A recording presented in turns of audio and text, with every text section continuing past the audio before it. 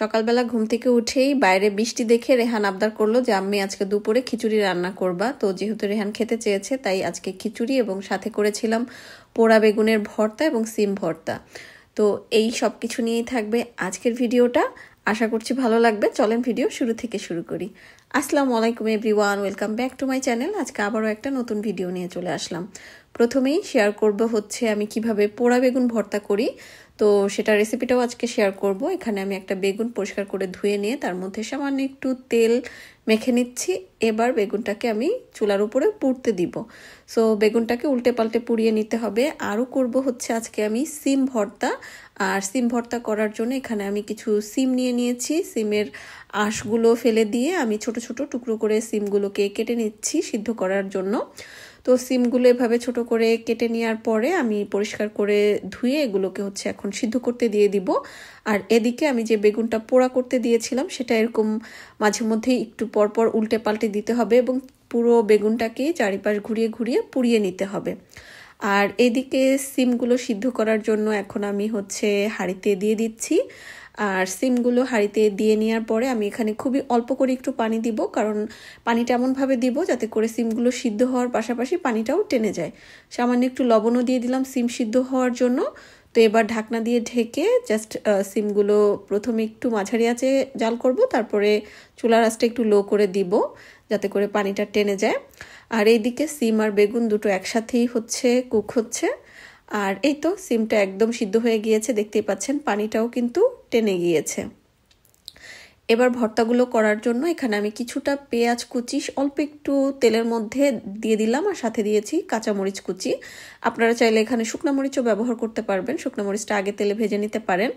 আর সাধারণত বাংলাদেশে থাকতে আমি এই ভর্তাগুলো কাঁচা পেঁয়াজ দিয়েই করতাম, বাট এখানকার যে কাঁচা পেঁয়াজ সেটা দিয়ে এই ভর্তাটা করলে অত মজা লাগে না। তাই আমি পেঁয়াজটাকে হালকা এভাবে তেলের মধ্যে একটু টেলে নেই, এতে করে কাঁচা পেঁয়াজের হালকা একটু ফিলও থাকে, আবার ভাজা পেঁয়াজের মানে স্বাদটাও হালকা একটু আসে। তো যাই হোক, পেঁয়াজটা আমি একটু হালকা করে ভেজে তো নিলাম দেখলেন। আর এদিক দিয়ে আমি হচ্ছে বেগুনটা পুড়িয়ে নেওয়ার পরে উপর থেকে খোসাটা হাত দিয়ে সরিয়ে নিচ্ছি। আর বেগুনটা পুড়িয়ে নেওয়ার কারণে কিন্তু বেগুনটা অলরেডি কিন্তু সিদ্ধ হয়ে গিয়েছে। আর পোড়া বেগুনের যে একটা স্মোকি ফ্লেভার, সেটার জন্যই কিন্তু আসলে পোড়া বেগুন ভর্তাটা খেতে এতটা মজার হয়। তো আমি একদম সুন্দর খুঁটে খুঁটে পুরো যে বেগুনের উপরে খোসাটা পোড়া অংশটা ছিল সেই অংশটা সবটুকু ফেলে দিলাম। এবার এর মধ্যে আমি দিয়ে দিচ্ছি হালকা করে যে ভেজে রেখেছিলাম পেঁয়াজটা কাঁচামরিচ সহ, সেই পেঁয়াজ কুচি আর স্বাদমতো লবণ এখানে দিয়ে দিচ্ছি।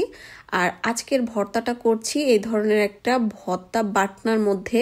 এটা আমি রিসেন্টলি কিনেছি, এর আগে আমি এই ধরনের ভর্তা বাটনা কখনোই ব্যবহার করিনি, বাট প্রথমবারের মতো করছি। বেশ ভালোই লাগছে, আমি খুব এক্সাইটেড ছিলাম ব্যবহার করার জন্য সত্যি কথা বলতে।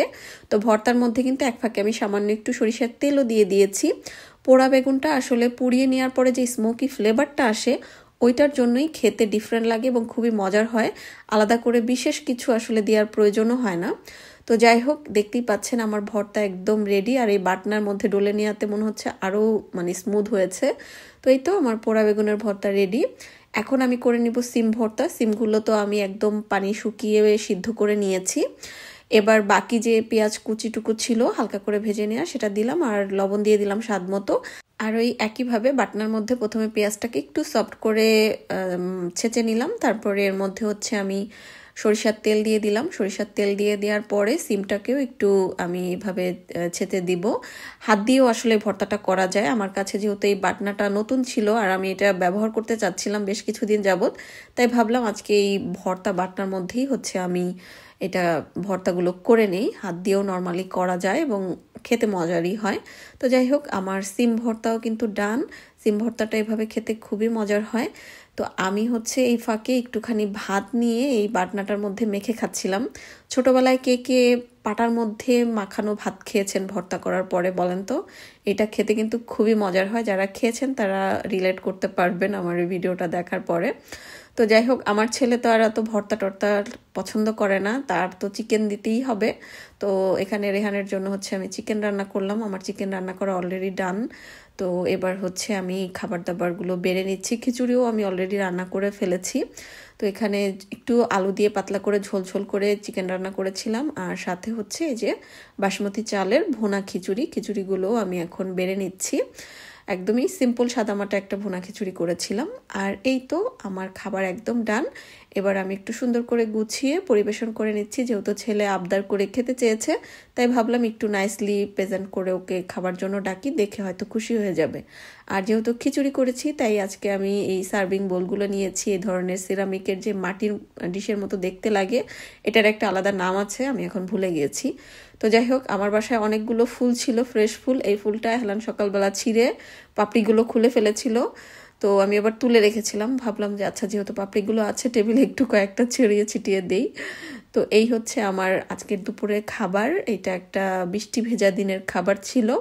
এটা বৃষ্টির দিনের জন্য আসলে বেস্ট খাবার। আর ইউকেতে এভরিডে বৃষ্টি হয়, সো আসলে ইউকের জন্য কি বলবো আমি জানি না। তো আমার খাবার একদম ডান। আর খাবার সার্ভ করতে করতে দেখি মা বৃষ্টি নাই, বৃষ্টি চলে গেছে। তো এখানে আসলে বৃষ্টি হতেও টাইম লাগে না, আবার মেঘ কেটে রোদ উঠতেও টাইম লাগে না। তো রেহানকে ডেকে আনলাম, রেহানের সাথে মজা করলাম যে তুমি বৃষ্টি দেখে খিচুড়ি খেতে চাইলা, এখন তো বৃষ্টি চলে গেছে। তো এখানে আমি হেলানকেও খাবার খাওয়ানোর জন্য বসিয়ে দিয়েছি, তারা দুই ভাই একসাথে বসে খাবে, আমিও এখন বসবো। আর হেলান নিজের খাবার নিজেই খায়। এদিকে আমার বোন ফোন করেছিল, তো হচ্ছে রেহান আবার হেলানকে কথা বলার জন্য দিয়ে রেখেছে। হেলান আবার একটু পরপর তাকে টাটা দিচ্ছে যে রেখে দাও, মানে এখন সে খাচ্ছে, সে এখন কথা বলবে না। তো আমি আবার একটু ভিডিও করে রাখলাম। সবাই দোয়া করবেন আমার হেলানের জন্য, রেহানের জন্য। আমার হেলান একদম চোখের পলকে বড় হয়ে যাচ্ছে, সে দেখেন কত কিছু বুঝে। তো যাই হোক, আজকে বিদায় নিচ্ছি, আল্লাহ হাফেজ।